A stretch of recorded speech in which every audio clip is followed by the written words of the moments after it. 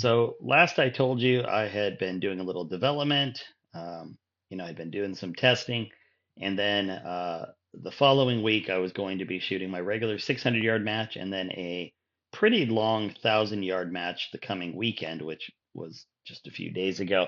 So here's what we've got. This is Tuesday night, and this was based on some settings that I have. Now this is not great. It started off okay, but just to give you a comparison, we usually shoot somewhere in the 214, 215 range. 210 is within my group considered just a little bit low. The group was a little big, but it was still adequate. It wasn't fantastic, but I really wasn't able because of how many pieces of brass and whatnot that I've got. I've got a very limited amount, so I wasn't really able to do any real tune-ups before I went out to the match. This picture is a little bit of a mess, but I left it in here just to show you the group size over here and the mean radius. But let me show you zoomed in. So if we zoom into just, see, here's the 10 ring here. So if we zoom into the 10 ring, you can see what I've got going here. Now, the blue just represents the measured group. And if you look here, it had a height of 5.3 and a width of 5 inches. So again, a little bit bigger than I would like, but still, perfectly acceptable to try to go shoot a match with. All things, it was just like a club level match, so it wasn't anything too serious.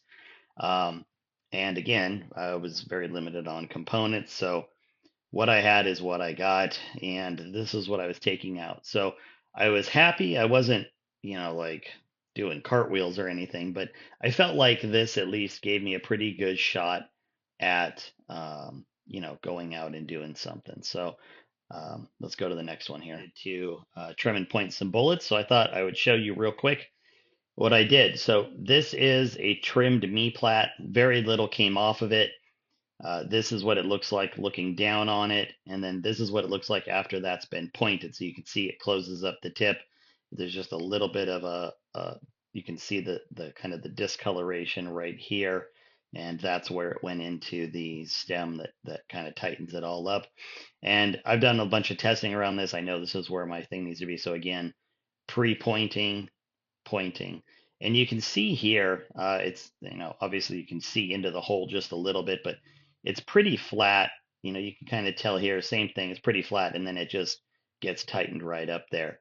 And again, that's just something that I do for the matches, and it just gives me a little more confidence. And I feel like obviously the BC is just a little better, and I feel like my groups tighten up just a hair. But I thought I would just show you guys. So let's get, in fact, you know what? I'm going to show you a couple more things with reloading this real quick. 100 rounds. I had 200 pieces of brass available. This was the first 100 that were loaded, ready to go. Now, this is my regular uh, non-Magnum MTM box, and I I had forgotten to order a couple of Magnum-sized ones. So these are just sitting in here, and my buddy was bringing me a box the day we were leaving. I was going to transfer them over. But unfortunately, right. Well, I guess it's fortunate and unfortunate because I could have found out after 200 rounds. But after this 100 rounds, I started dropping the next 100. And, I'm so used to loading 284. I just, it's kind of in a different mindset. I wasn't honestly paying attention as much as I should have been. And I had put in my 284 load of 51.4 when in fact this should have been 57.4. So this is what I ended up doing. I pulled the bullets, pulled the brass, dropped the powder out, and I still had this many to go. And then I was going to have to redrop them. Now, I know a lot of you are asking, well, what did you do with this brass? I didn't do anything. All I did is put it back um, in my stand, dropped powder, reseated the bullets, and moved on. Now, I did make a note of which 100 did or didn't get reseated or pulled and reseated. I can tell you when we go through the targets, like literally, you're not going to be able to tell the difference. If you remember, I did a video not long ago, maybe a week or two ago, where I went through this exact scenario and I showed you that I have 100% confidence that I can do this without having to resize the brass, bring the necks down, whatever it is that you want to do.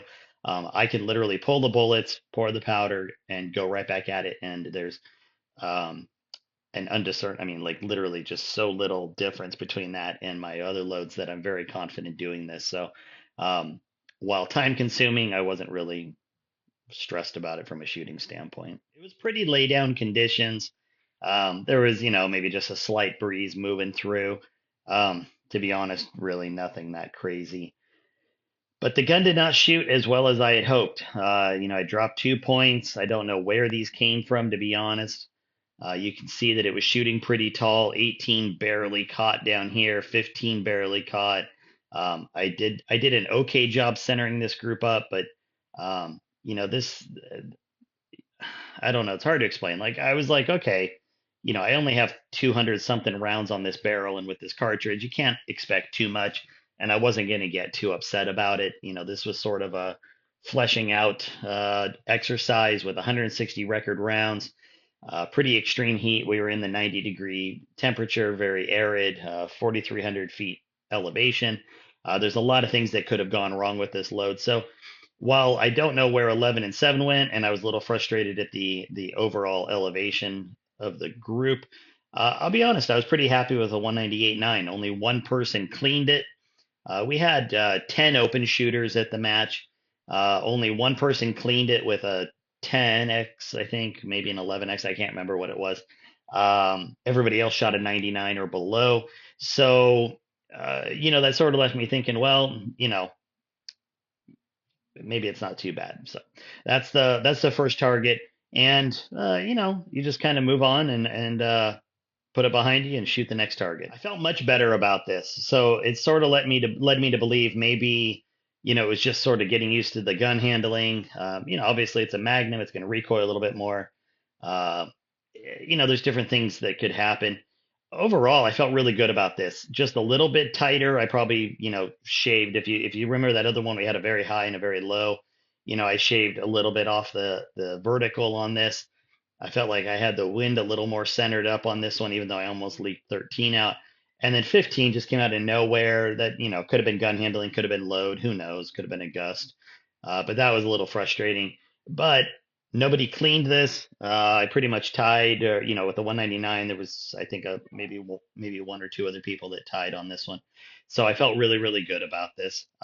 And at this point, I think, I was right up there at the top. I don't remember what position I was in, but I was feeling pretty good about this. You can see the timestamp here. It was about 11 o'clock. The wind started picking up. Now, this range normally shoots kind of, the wind normally comes out of like 10 or 11 o'clock across the range, and it sort of fans in and out. I shoot here as much as I can, but it's not like I shoot here every week. But, this range typically comes out of the left somewhere, usually somewhere between 9 and 11 o'clock. For whatever reason, during this match, it was coming out of like 1 or 2 o'clock, so almost a headwind. And by this time, it was probably 5 to 8 miles an hour. So, I mean, it had some movement to it. That gets tricky. It can switch hard. And we were getting some really fast switches on this one. And for those that haven't shot in a solid headwind, it is, a tailwind or headwind is the most difficult thing to shoot in because of the trigonometry involved. Your left and right movement is the most exaggerated compared to like a really hard crosswind that changes a little bit. And you can see, it shows. Now, it's pretty much on par with what some of the other guys shot. I think, my buddy shot a 96, someone else shot a 91 or 92. I mean, that's kind of right in the middle of the pack on this one. It didn't feel great, but I did feel like, even though this was a 194, I did feel like the little bit of extra velocity did, save me a little bit. When I look at some of these shots, like 17, 9, and 10 here, those are shots that, minus another 100 feet per second at target, potentially could have been lost out the side here. And that's something I haven't talked about yet is compared to a 284 at 1,000 yards. By the time I lose my velocity across 1,000 yards, I am roughly 100 feet per second faster than my 284 with the same exact bullets. So that is something to consider. So even though it's like 140 feet per second faster at muzzle, it translates to like 80 to 100 at target, but pretty much 90 to 100 is about where it was sitting. So, made some bad calls right here with just barely losing these. I was holding all over here on the left side for these, and just came out downwind on them a little bit. uh, it was just a rough relay. It was hard. I lost some elevation shots here, and it was just a very weird. It was a very weird relay. So just the way it goes. But I felt like I was doing a really good job of just putting it behind me and moving on, and that's really all I could do. And it was just getting downright rough. It was probably blowing 10 to 12 again with a headwind, and I can tell you there were some crazy shots. Like I remember making a note, see shot 12 here. So I was holding, so this is considered one line left. This is considered left two. Over here, the nine ring is considered left three. And then the eight ring would be left four. I was holding almost left four on shot number 11. Okay. And then I saw a switch come. The Mirage flipped on me. I saw, a little. I wasn't really watching too much on flags, but I saw one flag that I had been watching move. And literally from shot 11 to shot 12, I went from holding like three and a half left to holding two right over here. And you can see where 12 landed. So imagine, so again, for shot 11, I was holding out past the frame here, and if I had not seen that switch, I would have shot something like a five or a six left, like on the left side of the board, a five or a six. And that's how fast these conditions can change. Just right here between 11 and 12, probably no more than 30 seconds total time, maybe 40 seconds as I was watching because I knew something was happening. But it's tough. Sometimes you see it, sometimes you don't, sometimes you get burned. You just don't know. And for that matter, shot 10 here. So nine, I went a little too far out. I came back in for 10, held, made the same hold for 11, and then watched it switch, came over here, and then it went over here. So, that's a decent amount of movement. But the 195, I felt pretty good about it. There were some guys, I mean, good shooters that I shoot with that dropped more than 10 points. So overall, I'm feeling really good. Again, the gun is shooting bigger than I want. Yes, a little bit of that's from the headwind, but honestly, if the gun's tuned right, it's not nearly this exaggerated. So, I lost 18 out here. I had four get dropped out here. I mean, it was just one of those days, and we were all doing this. I mean, everybody had some level of just either just catching a line or losing it on the outside of the line. So, but overall for the day, I felt really good. I think I dropped 14. We'll take a look here in a second, but I dropped 14 on the day. That was really good. In fact, that was first place by I think 4 points. So I felt great about that. I was in the lead at the end of the first day. And I do feel like that 7mm going another 100 feet per second, like I talked about earlier, really gave me just a little bit of an edge. And at this point, I was about 300 rounds in on the barrel, maybe 320. If I remember right, I had a little bit more than that. So yeah, like little over 300 rounds in on the barrel. And with minimal load development, minimal time working with this cartridge, I was honestly feeling pretty good about it. So let's take a look at those scores for the end of the day real quick, because there wasn't a printed end of day. But you can see here, I'm up here at the top. So 198, but you can see that first raid, like I told you, there was 200, there were some 99s. My X count was not horrible at 9, but obviously there were plenty of people that did better than me on the first relay. I started feeling good on that second relay. I shot a 199. You can see there was a 92, a 96, um, a 97 down here. And not all of these are open. Some of these are sling shooters or bipod shooters. But me, this one here, Waite, Smith, Stevens, Zoc, Symes, Wan, are all in Hilton. Those are all. There was a couple others I can't remember. I didn't know them. All open shooters. Third relay over here, I shot that 194, but again, I felt pretty good about it because there was a 192, 190, 92, 89, 92. So you can see, even though it was not the best target, you have to look at it, and say, well, did I do the best I could, which I did, and at the end of the day, all that matters is how it compares to the other targets. As they say, you don't have to outrun a bear, you just have to outrun your friend. So, I feel like that was pretty solid. And then on relay four, I shot a 95. There was another 95. 97. Like I said, I wasn't at the top, but I was consistent. I felt really good with a 98, 99, 94, 95. That put me at a 786. And where was the next? So 83. So yeah, I was 3 points, sorry, 3 points ahead of my buddy here going into the next day. So let's take a look at that. I had been making kind of some micro adjustments to my tuner over the previous day. Not a lot of movement, but just enough that I knew I was inside of my node still, and I felt like it was holding on pretty good. I went back to my base setting to start the day here, and you can see it really tightened up. I had this weird number 12 drop out the bottom, and 7 came close. But overall, this was a really nice tight group. Conditions were just total lay down. Uh, and I felt pretty good about it. 12x was great. The 199 wasn't great, but I did feel really good about how the gun was shooting. On this one, but it definitely was picking up a little faster than it had the day before. That certainly doesn't excuse the fact that I literally used the entire 10 ring. You can see this one just caught, 2 fell out, but 15 caught, 7 caught, 11 caught.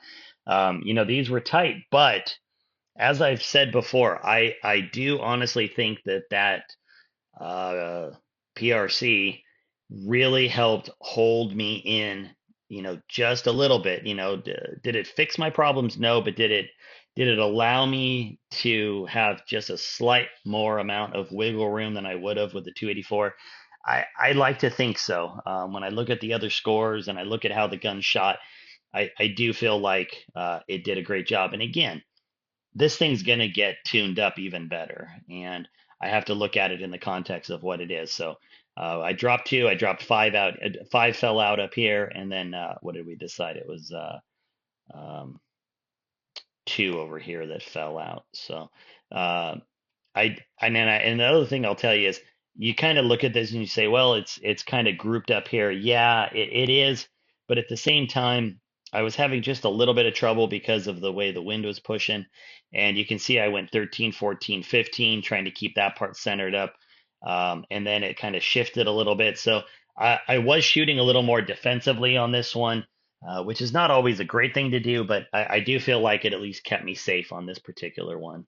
The third relay, we're still a little early in the morning. It isn't even 11, but I will say it was definitely picking up, like I said, faster than the previous day. So we were getting a little more wind, and it was starting to move again out of that kind of 1 to 2 o'clock range, like it had the day before, but it had a little more velocity.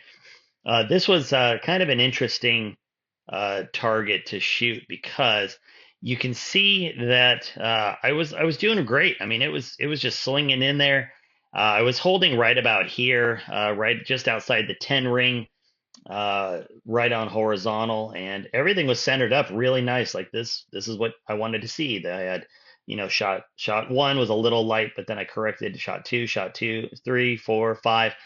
And then I held that same hold. I didn't see a change. Obviously, something happened and pushed me out here to 6. So I made a correction and came out just past 3 rings here, just outside the 9 ring. And then 7 dropped out on me. Now, sometimes this happens. Sometimes when you come out, there can be some weird things that happen. And this is where you have to kind of say, do I trust what happened or do I trust my hold? And I'll just tell you, based on how the gun had been shooting, you can see it had been shooting really flat. I said I trust my hold, and what did I do? Well, I verified that it was in fact hitting low because of the condition. So what did I do? Well, there's 2 things you can do in this. I won't say one's right and one's wrong. I'll just say one is probably the more preferred way to do it, and that's not the way I did it on this one. So in a perfect world, I would dial up, take my center hold, and go again, my horizontal hold. But in this particular case, I really trusted where the gun was shooting, and I made a judgment call, and that was I was out here just past the 9 ring. I made a judgment call that I was down here 2.5 rings on these 2 shots. So what I did is I came out 9 and went up. You can see this is 1 line, this is 2 lines. So then this would be just inside the 9 ring up above. So I was out here almost at the edge of the screen, and I was just dropping them right in. And I had a very comfortable hold. I knew what I was doing because I had a reference mark I could hold on up there. And you can see after that, I mean, they just kept dropping in.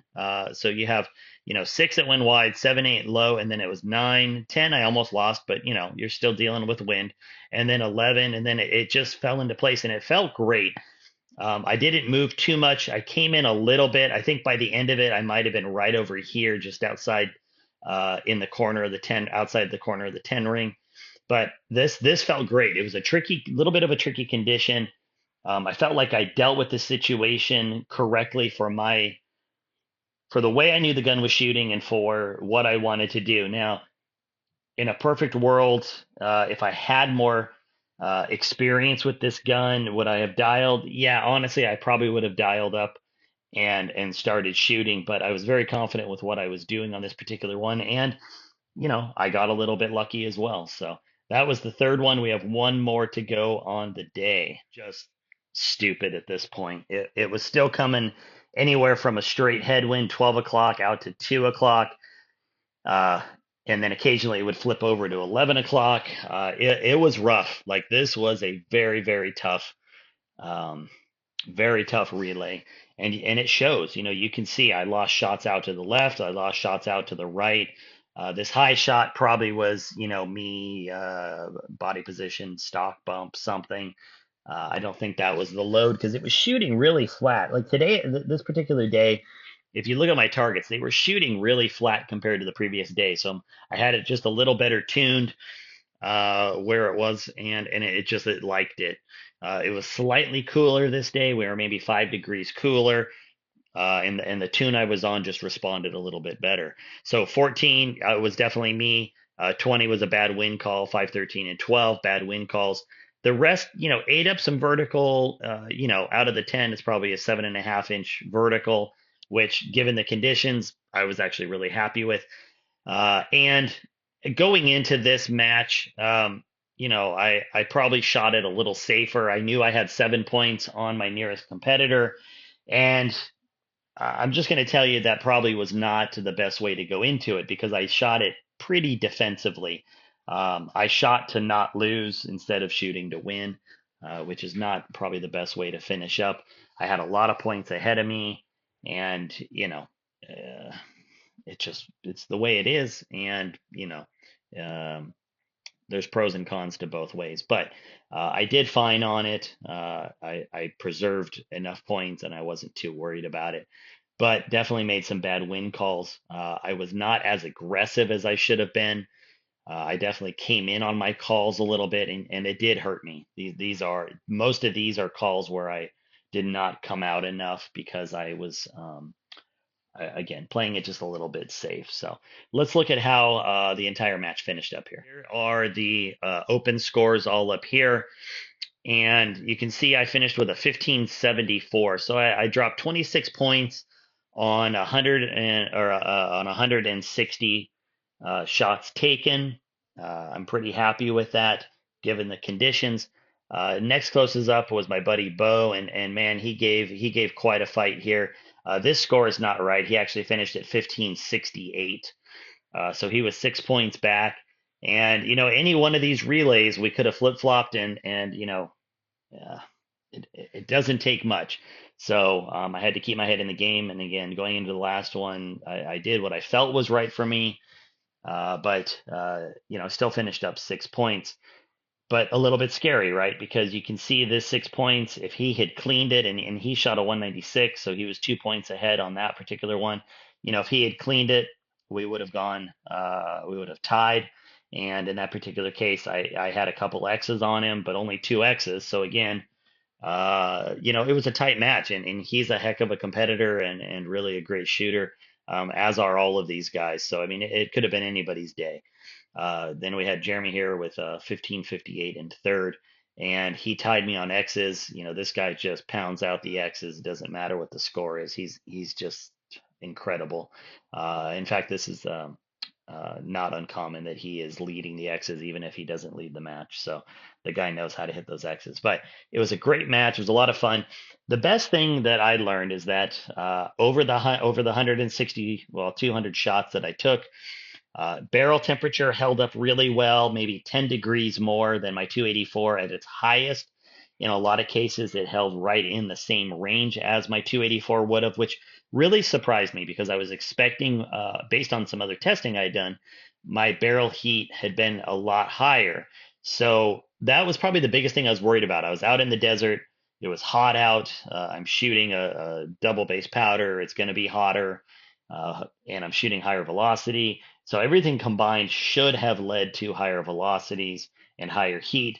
I only got the velocities. I didn't get the heat, and that was exciting. It made me feel more confident that I can be in this range. That the velocity, the powder, all that stuff, and I have no pressure signs. So everything that it's doing feels right. It held up to the heat. It helped me buck the wind a little bit. So I would say that it was a success. The win is the win, and that's great. But really, this was about fleshing out that cartridge. And I came home with just a ton of confidence that with some more work, this thing definitely has some legs that it could run on. So I appreciate you guys watching. I am going to keep you updated on this cartridge, but I can't say it's going to be immediate. I've got some more work to do, and I'll keep you guys updated, but I probably won't do too much more until my next biggish match, which is going to be what is it going to be? Send back in about 3 weeks or so. So anyway, appreciate you guys watching. Have a good one. We'll talk later.